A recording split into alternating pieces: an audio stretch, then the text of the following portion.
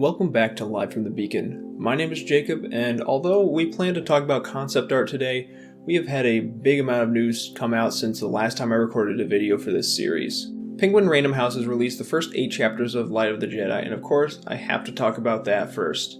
However, there's also a good amount of news that's come out, even since I started writing the script about a day ago. So we'll cover that news first, and then we'll head into the first 8 chapters of Light of the Jedi by Charles Soule. We have 3 major news items to cover today, and the first one is still actually related to the Light of the Jedi. Recently, Lucasfilm and Del Rey announced a collector's edition of Light of the Jedi will be made in conjunction with Out of Print. That name may sound familiar, as they're the ones that produced the Thrawn Ascendancy Chaos Rising collector's edition about a month ago. This edition of the book features a beautiful gatefold cover illustrated by Jama Jurbayev. The art features a group of Nihil and Jedi charging at each other on Steelies, their sort of space horse, and also Ember, everyone's favorite charhound. Each copy comes with a pair of High Republic themed socks, a High Republic enamel pin, and all of them are signed by Charles Soule. The book runs for $50, and in comparison to Thrawn Ascendancy, the collector's edition is quite a bargain. We don't know how many of them there will be for sure, but we were told on Twitter that there will be a few thousand, so get in quick if you want this new, nice edition. It goes on sale January 5th, which is the release date of the book, so if this is something you want day one to read, it's not going to be the best option for you. You could also pick up the book first on ebook or audiobook, and then get this later to have a physical copy for yourself. The next bit of news is involving the next wave of High Republic publishing. We were told in the New York City Comic-Con Metaverse panel back in October that there would be a second wave of novels, an adult novel, a YA novel, and a junior reader novel, released sometime in the summer of 2021. Since then, we've been told about the newest book that will come out in Wave 2, and that's The Rising Storm by Cavan Scott.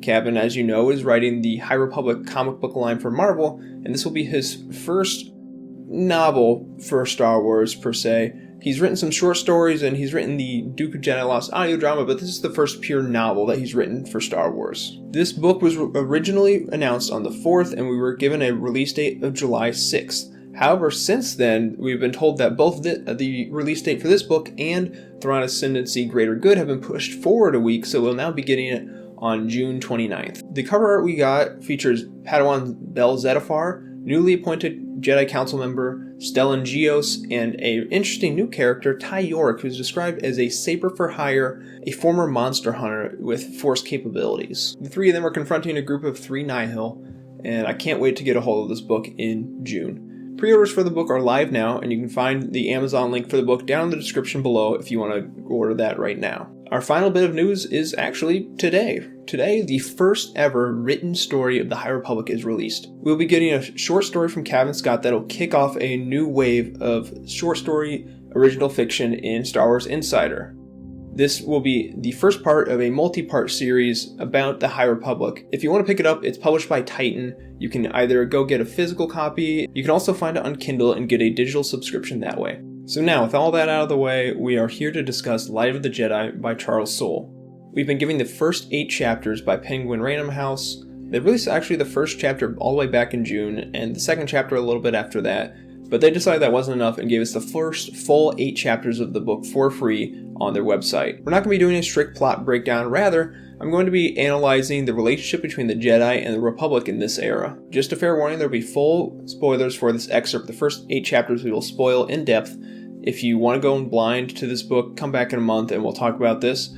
Otherwise, you can check out the excerpt yourself and read it. I will put the link to that in the description as well. But otherwise, yeah, full spoilers ahead. We're going to go talk about how the Republic and the Jedi interact with each other during the High Republic era. We're going to actually begin our analysis with Chapter 4. Chapters 1 through 3 don't really look at this relationship as much. In Chapter 4, we see the Third Horizon, a Republic starcruiser, responding to a crisis in the Hetzel system out in the Outer Rim.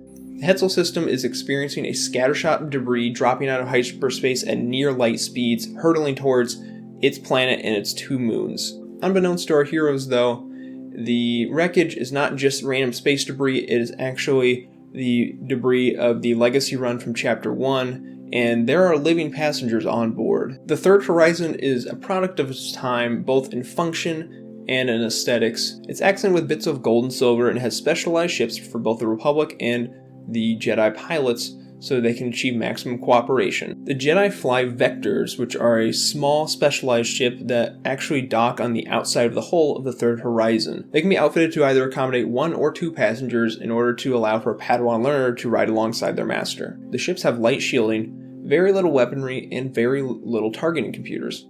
At the time, the Jedi were able to coordinate their efforts through a type of battle meditation that was maintained by Avar Kriss. Rather uniquely, the weapon systems on the vectors required the use of a lightsaber as sort of a key.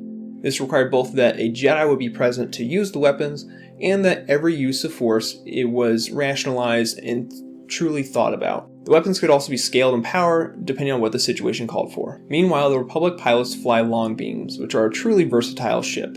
They can hold anywhere from 3 to 24 crewmates, and can handle a variety of tasks, whatever is called upon them. These particular long beams for the Third Horizon were built on the Republic shipyards in Hosnian Prime, and are capable of targeting multiple targets at once. The two craft can work in tandem and support each other in various missions. This kind of goes to show how the Republic and Jedi act with each other at this time.